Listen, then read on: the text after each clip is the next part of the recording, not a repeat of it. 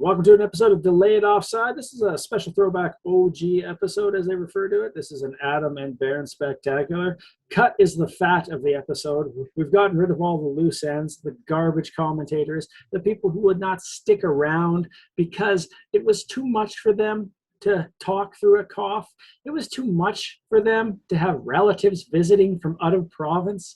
It was too much for them to talk with their friends about the sport that they claim to love.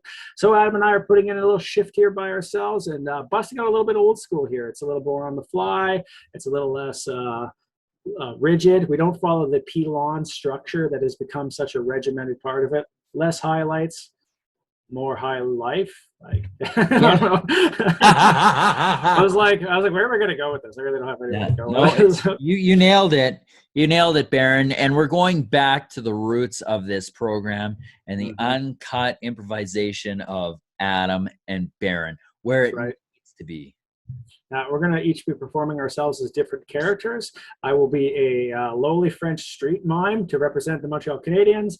Adam will be taking the form of a lightning bolt moving through the air to help represent the feeling of how teams and the fan bases are. Go. With a Russian accent, yes. I did the choking. You're going to choke the life out of the French Canadiens.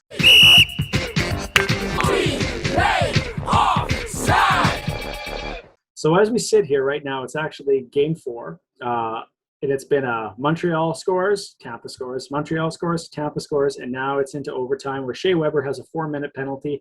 And I believe it's actually been killed already.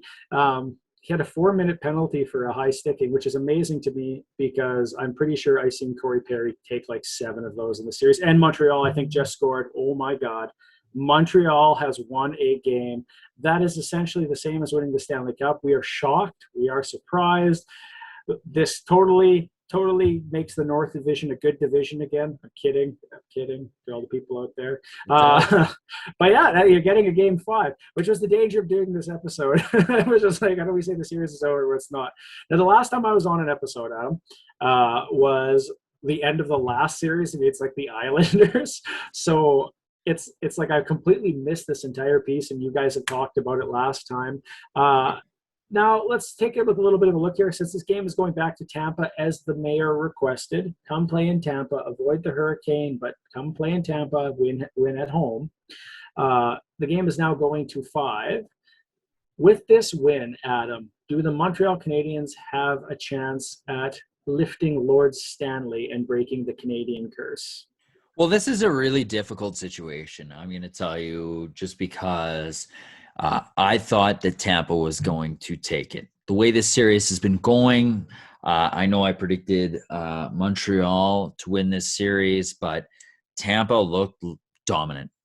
This looked like a first-round series, 1 versus 8, easy win for the Tampa Bay Lightning.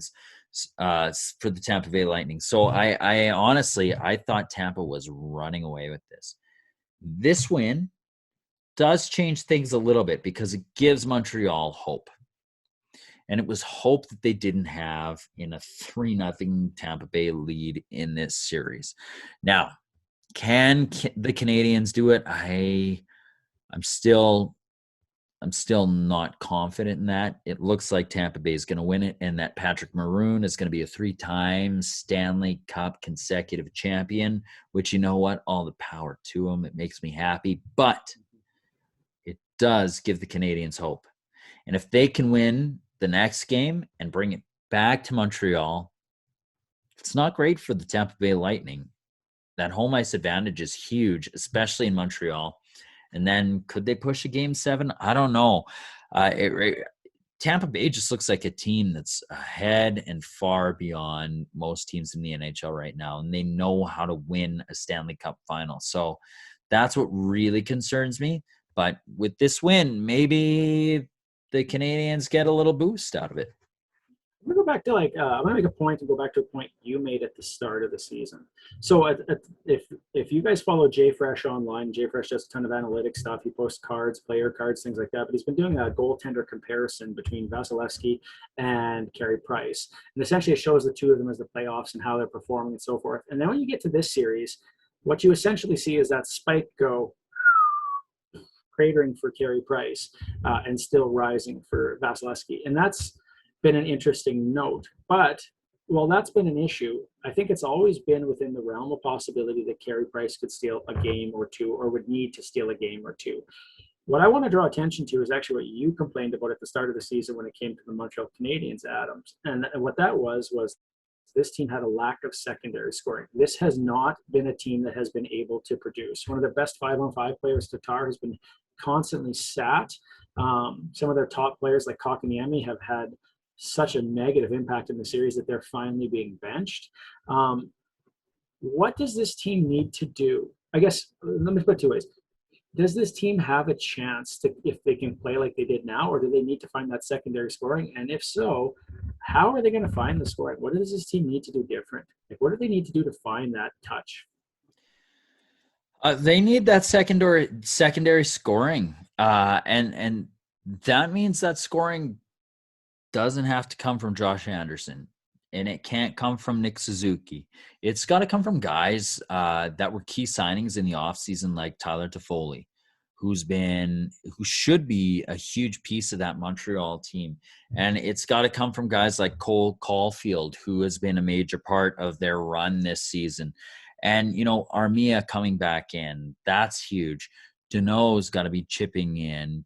Brendan Gallagher. We need to see firing from all cylinders from the Montreal Canadiens. They can't just sit back and play defense, because it's ultimately not going to score. It'd be nice if we saw some of those guys on the score sheet as well, like Jeff Petrie, Shea Weber. But ultimately, we need that They need that secondary scoring. One of the things that stands out. Sorry, let me cut you off. No, it's good. One of the things that stands out to me, it's weird, is that I always feel like Montreal enters the zone and they play with the puck looking for a perfect pass, looking for a perfect move. Like, how do I get past this goaltender? Yeah. Is that I have to make a perfect move. And what I find weird about that is if you listen to Kevin Woodley, who is one of the writers for In Goal magazine, you can follow him on Twitter. He talks about how Vasilevsky's weakness, it's not really a weakness, but just like whenever he let goals in, they were always goals you would assume he'd save from further out, not necessarily in tight, not cutting across, making the goalie move, but like a shot that you would just automatically assume he'd have would sometimes sneak by. And what I watched today is like there was chances for them to just like take a shot, and instead they held onto the puck, played with it, tried to wait for a pass, and ended up losing it. And I thought that was really unusual. Like if your team is not getting a lot of offense, if you're not getting a lot of goals, why the hell aren't you firing everything at net and trying to get that screen? And I just do not understand that decision by them. Like I'm like this team's, and the other thing that's really weird to me, this power play is awful for the Montreal Canadiens. Like it's not been a good power play at all. It's like Eric Staal is on your power play. Like, come on. Like, that has to be, like, how old are these guys? Like, you're taking these old, slower guys out. And, yeah, they can pass, great. But it's not like they're going to be mobile. It's not like they're going to make themselves a super threat on that power play. How have they not ironed that out yet? Like, I just don't understand why. Or is it, like, it's slowly just become that because the other guys were so bad, you're like, okay, screw it. The veterans will figure it out on their own. Like, I just don't get how that's the power play. Yeah, it's a look like the Toronto Maple Leafs had when they put Thornton on that first unit. Did Thornton need to be there? No. Were there other better options? Absolutely. And that's also, I kind of look at the Edmonton Oilers and their look on the first power play unit as well. You got Ryan Nugent-Hopkins, you got Draisaitl, you got Connor McDavid, and then you've got Tyson Barrie on the blue line. And who do you have in front of the net? Alex Chiasson. Like, you need to get someone a bit more skilled with the puck. Chiasson wasn't bad. Neil wasn't bad. But when they put Puljujarvi on there, we saw a bit more success, and especially with that big body in front of the net. And that's the same with the Canadiens. Who's on that first unit? That's an interesting question to me. Is it Gallagher? Is Cole Caulfield on there? Is Suzuki on there? I'll take a quick look at it while you're talking. And that's something that, like, I don't know, maybe that's the weakest link of the Montreal Canadiens is their inability to put together an efficient power play unit. Corey Perry, Nick Suzuki, Tyler Toffoli, Cole Caulfield, Jeff Petrie. Second unit is Staal with Anderson, Gallagher, Sherrod and Petrie. They're running two defensemen on their power play, on their second unit power play. Like, it is unusual to see a Yeah. two defenseman power play nowadays. Well, and that's it. And maybe they need to make that switch from it. Are they like they're obviously playing their power play too defensively? So how do you create more offense? You need to take one of those defensemen off, put an offense like a forward up there, and whether that's bringing Cole Caulfield up onto that first power play unit, which might be a good idea, or Josh Anderson, someone who's gritty that might get in there and create those chances. I find it weird, like, and maybe it's a side effect of watching the Oilers power play, but I find it weird that people give so much time to their second unit power play. Like, when I watch, like, the Oilers just run the first unit the whole time basically, and maybe it's the last 30 seconds, or if they had like 5 power plays, the fifth one goes out there, or they're leading by a ton. But I find it weird how much they space out the first and second, because to me it's just like, if your first is really that good, ride it. And yeah, I feel like the biggest thing I noticed with Montreal is that they too are way too static. They're standing still, they're not moving. And it just reminds me of the things that were going wrong with the Toronto Maple Leafs power play. Yeah. Just not enough movement. The shot threats aren't there. And the guys that should be shot threated are being taken away too easily. So if you're a Montreal Canadiens fan, you're probably high as hell right now, excited about everything occurring. And that's great, because honestly, I really didn't think that the way the series was going that they were going to get it. I think my prediction was Lightning at 6. But the way it was going, I didn't see that actually coming true. Now there's a chance. But this will be game 5 now, so I may still be Lightning in 5. It'll be very interesting to roll from, to say the least. One of the things that came up a lot here over the intermission was just, if you got to watch it or not during the intermission today, was essentially Ron McLean getting to interview Gary Bettman and some of the questions, and essentially the idea that he was lobbing up softballs for Gary Bettman. And that's unusual, because in the past, Ron McLean and Don Cherry have gotten into some pretty heated arguments on the air about stuff. So things like the officials, the Department of Player Safety, and the fact that he wouldn't touch on the scandal, the growing scandal around the Blackhawks and their former video coach, and the lawsuit that they're being faced with here. So people online, I don't know if you have to read any of this, Adam, but people online were like, what the hell was that? Like, this is not what we expected, and this is not what's going on. Do you think it's just that, like, Gary's been around so long, or do you think it's just the fact that, like, Sportsnet's so connected to the NHL right now that they just are gonna carry water for them? What do you think's happening here, that there's that change from before? It's tough, because I think they're trying to protect a brand that has been so so key for them, or especially over the past 10 years. Like, Chicago's got what, 3 Stanley Cups in that time, and that was their darling for quite some time. And to have that darling so brutally, like, molested, I guess might be like I don't know, a bad word, but it kind of sheds some horrible light on what's going on behind the scenes. But at the same time, it's also a positive step in a good direction for abuse of power. And that kind of garbage shouldn't be happening anywhere. So you feel like it's more like they're not talking about it because they don't want to basically take something that they've really held up as their baby and say, like, oh, never mind, right? Yeah, I think they're being careful with it. And it's interesting to hear Gary Bettman talk about it, because at the like end of the day, if this stuff happened, what's gonna go on? Like, what are the repercussions of this garbage that's been going on, and that has happened in the league previous? Like, what steps do you take then? I'm really interested in that, and like preventative measures, that kind of stuff. Yeah, I think that's, like, for me, I think a lot of this, I think the league isn't saying a single thing because they don't want to put themselves in a situation where they're involved in a court case. Right. So they just keep their mouths quiet about it. Like, that's what I think's happening. But I think the fact that it happened and so many people there knew it happened, there's got to be a reckoning to that organization to some degree. Like, our plan is to really kind of talk about this more when we have Ryan and Sanjay around, because it's kind of a big story, and it seems hard to not talk about when there's only half the Yeah. team here today. So it's just kind of weird to me, though, that like in the past, it's been Ron McLean's thing to kind of trumpet these things or Yeah. hammer on these things. And I mean, I don't know if you noticed, but no, like they had counts on Twitter, like how long till people from Sportsnet were retweeting these things? How long till people with NBC were retweeting these things? And it took a very long time before anyone acknowledged it. And Jeez. like as much as like they can say like, oh, like blah blah blah blah blah, or this is our product or hockey is our product. It seems weird to me that they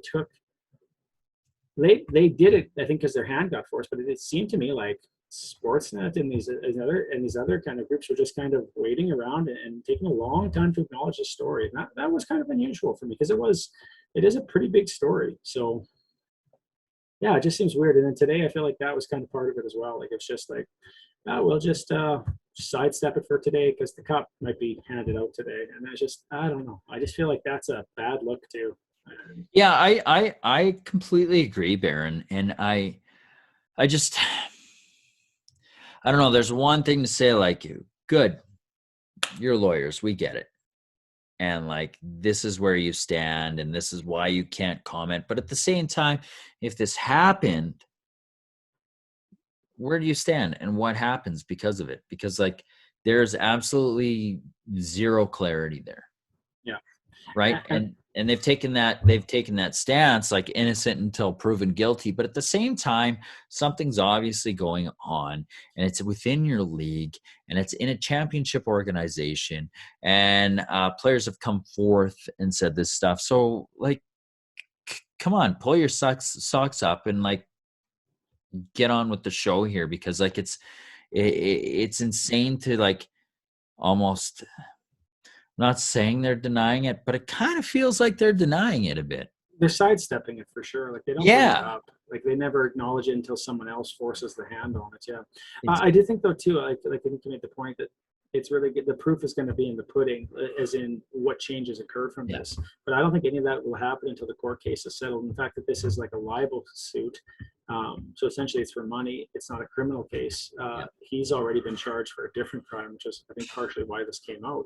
So I think that's a big part of it, but it will be interesting to see what happens and what ramifications, if any, occur from this. But like I said, we actually want to talk about this a little bit more when we get the whole crew together, so we'll kind of just leave it there. But it was interesting to me because, I mean, I think the truth is that for the longest time, the Ron McLean interview has been pretty much a hard-hitting interview against Gary Bettman, and today it was very much soft and candor. Oh, the officiating's good. I don't think that's that big of a deal. Department of Player Safety is doing a good job. But I don't think that view is being held very well outside of it. Like this playoffs is essentially showing people that hockey is completely different in the playoffs. That there's no essential standard. That their way of punishing people is to just slowly remove officials based on how outcomes are. And like that, you can't actually consistently figure out what's going to get called or not. Like if you can actually find someone to come with goaltender interferences, I think that would be an amazing job. But I don't think anyone can actually do it. So it's kind of crazy. I'll say we have a couple other things we're going to talk about. It's going to be a little bit shorter episode just due to the fact there's only a couple of us here. the better two. But if you have been living in Western Canada, if you've been if you've been living in Western Canada, you're going to notice how hot it's been the last couple of days here because we are going through one hell of a heat wave. And rumors are starting to heat up in oil country as well, surrounding specifically one Duncan Kieth. Now, Duncan Kieth has apparently gone to the Chicago Blackhawks and requested a trade because of one, wanting to be closer to family. I believe he's divorced. His wife lives somewhere, I think in the Okanagan. So he wants to be closer to that area, which means he's essentially asked for a trade to 4 teams. The future Seattle Kraken, the Vancouver Canucks, the Calgary Flames, and the Edmonton Oilers. Those are the organizations he would potentially be open to moving to. Now, here's the catch. Out of those 4 teams, only 2 are actually interested. And it sounds like one of them is very, very interested, that being in the Edmonton Oilers. So initially we were planning that we were going to do and argue the opposite, where Adam would argue why it's a good thing to get Duncan Keith and Sanjay would argue why it's bad. I think it was the other way around. You'd argue why it's good and he'd argue why it's bad. Yeah, because I think Sanjay thinks it's good and you think it's bad. But because we lack that today, what we're going to do is make Adam argue the opposite with himself. So we're going to start with the first argument, which goes to Adam, and he's going to tell you as a listener why the Edmonton Oilers should make a trade for Duncan Keith. Go ahead. You know what? In Duncan Keith, you're getting a 3-time Stanley Cup champion that's going to bring leadership to this. This. I don't want to say like, what's the word I'm looking for? Organization. Inexperienced core. Oh, like right? that. In terms of winning rounds. They've won one round. They've taken another round to Game 7 where they did get cheated out of the goal on Callum Talbot where Kessler was pulling. Would that have taken a Duncan Keith cross-check to avoid? Maybe. But what am I arguing here? The opposite. You're arguing why it would be a good thing for the Oilers to trade. Why it'd be a good thing. Yeah, you're bringing leadership to the dressing room. You're bringing championship caliber competition, and I think he would fit in really well on the second line in a shutdown role with maybe a little bit of a second power play role in terms of offensive output. And that's why Duncan Keith would be a great fit with the Edmonton Oilers. Okay. Now with a rebuttal is Adam. Well, what I'm seeing here is Duncan Keith. He's at the end of his career. This is bullshit. This shouldn't even be talked about. The guy is not what he used to be with the Chicago Blackhawks. We've seen him fall off consistently season after season, and the guy is done. I wouldn't even argue that he should be on the third line defensive pairing for the Edmonton Oilers. I think the Oilers need to look in different places and they need to look for different types of faces and not a defensive style guy. They have got a decent defensive core with Darnell Nurse, Ethan Bear, Adam Larson if he resigns, Kukuk if he resigns. You've got Caleb Jones, if he resigns, God. Caleb Jones is signed for 1 more year. Is he? Caleb Jones, they've got decent D right now. But Duncan Keith, we need a little bit more offensive defenseman. And so far, Keith has kind of fallen off that wagon a bit. Right there you have Adam versus Adam. Okay, so I think part of this, and maybe I should have explained this earlier, but we'll kind of put it together afterwards, and I think that's fine. But there's a reason why like Duncan Keith gets connected to Edmonton the most, and part of there's like 3 or 4 reasons. And like 1, Edmonton has cap space. They do have cap space. 2, they do not have the second pair left defenseman figured out yet. In a normal year, if it was going forward, it would probably be Oscar Klefbom. It sounds like, from all intents and purposes, that he will not be ready for the start of the year, that he might be done for forever, which is too bad because he was a good hockey player. He was playing top pairing minutes, even though he wasn't a top pair. And I'll tell you, without him, they did much, much worse until this year. And so every year when he'd get injured, it would really take the team out of competition. And this year, without him, they actually did pretty good. So I think it was kind of that step of Darnell Nurse moving forward, but they need someone to play those second minutes. Third, sounds like Alexiak would probably be one of their top targets, is got a backdoor deal signed with Dallas already. And 4th, they're looking at him for the leadership. Now, there's some problems with this, and if you're paying attention to Oilers Twitter, it is an absolute shit show because people are so pissed off about this. And I'm not really happy on it either. And you hear a lot of different things. So some of the conversation is, it's a $5.5 million player for 2 more years. So that's term, which is not necessarily good because he's 38 years old. He's $5.5 million, so that's a big cap hit. He's past his prime, despite his accolades, his trophies, and so forth. So he can't play the top minutes anymore, or at least he won't be asked to play the top minutes. So you can't pay $5.5 million for a second pairing guy, especially a second pairing guy who might not be as good as you hope he is. So fans are going kind of nuts about this. His numbers weren't very good, specifically his WAR. There's a lot of conversation that the package back isn't a switch your bad contract for my bad contract, but instead it's along the lines of you take a player and a prospect and you give us this player. which feels like a loss in the sense that you're taking a player with more term, more contract, and you're giving up assets. Doesn't make a ton of sense. So there's some issues there as well. I think that's where the fan base has gotten so riled. So where do you actually sit on this line, Adam, since you argued both? Are you for Duncan Keith or against Duncan Keith? I'm against him, surprisingly enough. I think he is past his prime. I think there's quite possibly some better options out there if Clefbaum does not come back. I also saw a tweet where, they're going to be sitting down again with Tyson Barrie next week. And you know what? Despite what Oilers Twitter has said, which is pretty negative online, I don't think that's a bad path to, go down. Tyson Barrie was one of the top scoring defenders in the league. He was amazing on the power play. I think he fit the Oilers quite well. I don't know how you go away from that, especially if you can get a decent kind of price for Tyson Barrie. Whereas Duncan Keith, yeah, he's a 3-time Stanley Cup champion.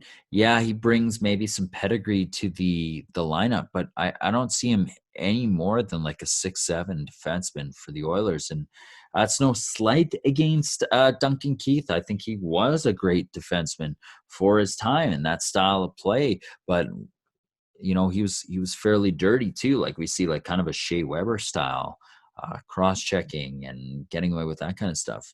Does that fly this year? I don't think so.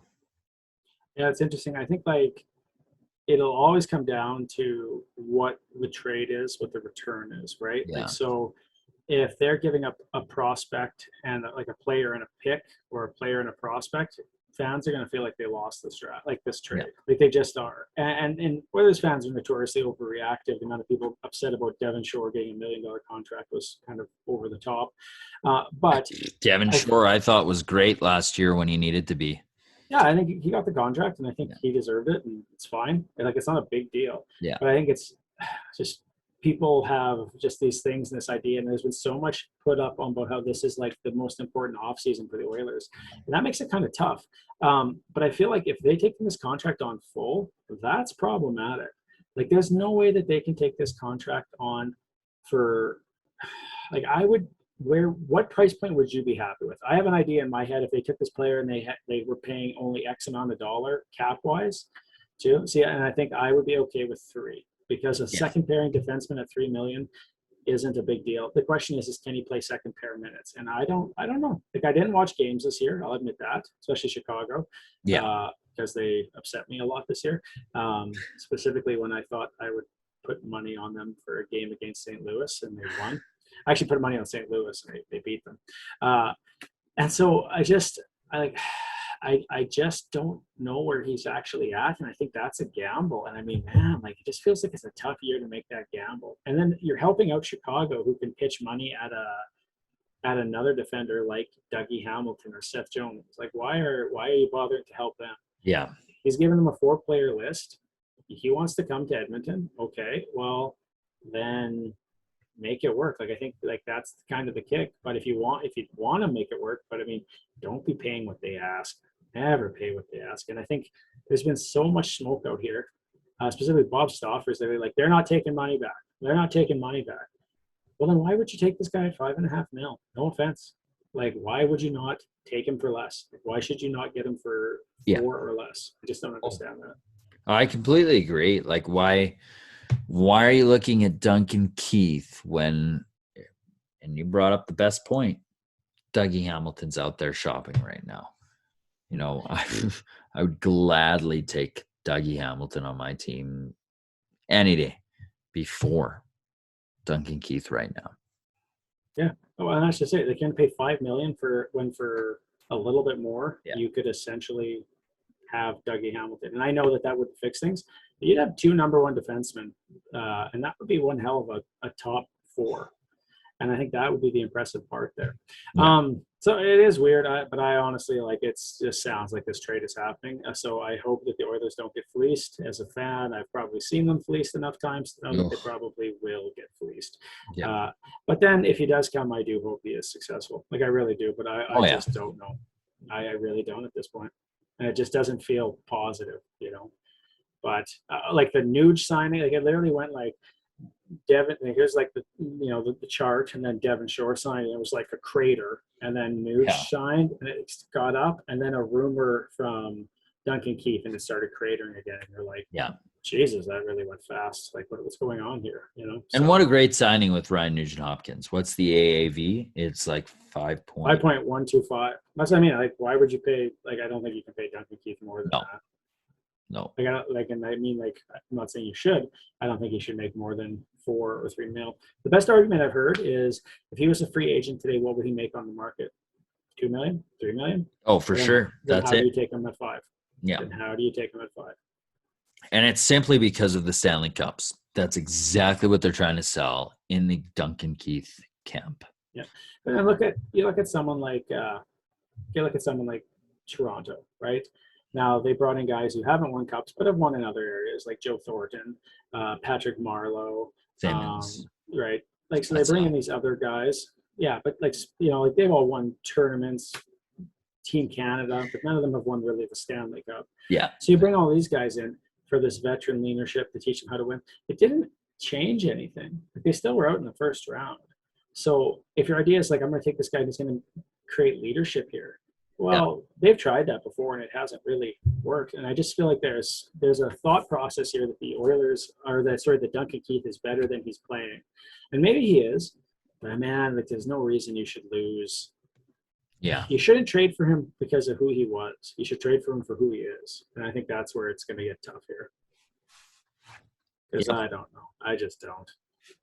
No, exactly. And that's, where you're like, I really wish I could be in Ken Holland's mind right now. Shouting, don't do it. No. Stop, Kenny. Pump the goddamn brakes, Kenny. So I got one more kind of weird piece of news occurred today, and it's a little bit sad, essentially, but I do want to touch on this, which is Columbus Blue Jackets prospect goaltender in a couple games here, Matis Kivlenkis, and I don't know if I've said that right. I'm sorry if I haven't, but I did listen to like several different people saying it in an attempt to try to get it right, so there's that. But he passed away suddenly due to an injury. And essentially, this morning when this came out, it sounded like there was an accident where he was running, slipped, and hit his head, and that was it, and dead. And that's pretty shocking and pretty surprising. And then the story got weirder, and it turns out he was most likely killed in a fireworks accident on 4th of July, which is another level of tragedy in its own way. And I just like, what a horrible story. And like, you listen to the outpouring of Columbus Blue Jackets fans and of the organization and his teammates. Like, this guy was loved. He was well thought of.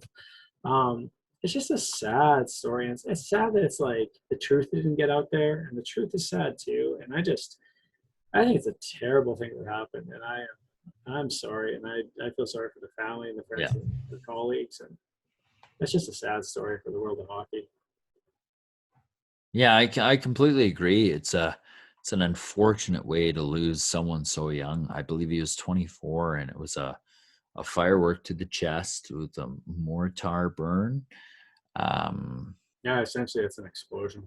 Yeah, just such a horrible way to go. And, you hear about people dying in really awful ways. Especially for us over the last couple of years, Baron, like it's so unfortunate. Yeah. I don't know. It's terrible. And I do feel bad for everyone involved there. It sounds like his mom was someone who was always involved with them, like baking for them at the World Cup and everything. It's just like, I cannot imagine what that woman is going through. And I don't want to know. Oh, no. I feel awful for her. Guarantee, man. I'm a father of 3, and no, wouldn't want to know.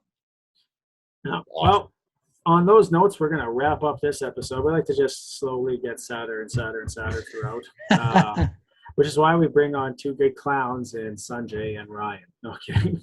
But it is, we don't have a ton to talk about, and I think that's okay because, I mean, till the series is wrapped up, it's really going to be a little bit like that. Yeah. It's summer, so I mean, I think until free agency, I'm not even sure what our episodes are going to look like, to be honest with you. Yeah, there might be I think there was talk about maybe a draft episode. We'll see. We'll see. Yeah. We should have something, and then I think our August might look a little sparse, but we'll be Yeah. back at her in full swing in September for We'll sure. create a best of video, which will just not exist. I will shout out to this. Sanjay did have something he wanted, which was in honor of the 4th of July. What was your favorite American player? And I forgot to include this earlier. So who's Right. your favorite American-born player? I'll go first, and I'll go with Mike Modano. Love Mike Modano, PA boy, even though he's not from PA. And yeah, he's my favorite American-born player of all time. Oh, that's a really, really good. I wish I had something Really of good his choice. autographed. I don't have any Mike Modano stuff. Yeah. You know what? My favorite American might be one that teetered between Canadian and American, and that might be Brett Hall. Yeah. Brett Hall. Yeah. Did I ever tell you my Brett Hall hockey card story? No. So Sanjay's mom bought me a hockey card, and it was in this glass case, and like it said like Brett Hall Upper Deck signed card series. Right. Okay. Yep. And I was told from day one, and it was like a glass case with screws in it. You have to freaking unscrew it to get the card out. And I was told that there was a Brett Hall signed hockey card in there. I have this thing for like 10 years. And finally, I'm like, I'm going to look at this damn card. Like, I'm a kid. I'm like, I'm going to look at this damn card. I take it apart.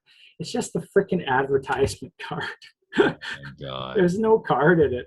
So I don't know if I got swiped out of there or what, but yeah. Yeah, Sanjay, your mom owes me a signed Brett Hall hockey card. So, brutal. Yeah, true story. But yeah, honest to God. And I just like, I put it back in the case. And I'm like, well, this is worthless. Great. Oh, well. If only I'd known what hockey cards are worth, I wouldn't have collected Pro Series as a kid. Yeah, that sounds like a sad story. Thank you. Once again, sad story. Sad stories on a sad episode. All right.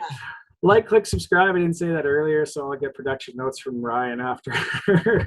And yeah, like, click, subscribe. Feel free to ask us questions. Feel free to comment. We do read your comments, even though most of them don't get published due to profanity.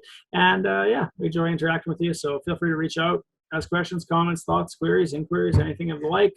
Much love. This is Late Offside. I'm Baron. I'm Adam. Thank you for listening. Have a lovely week. Take care.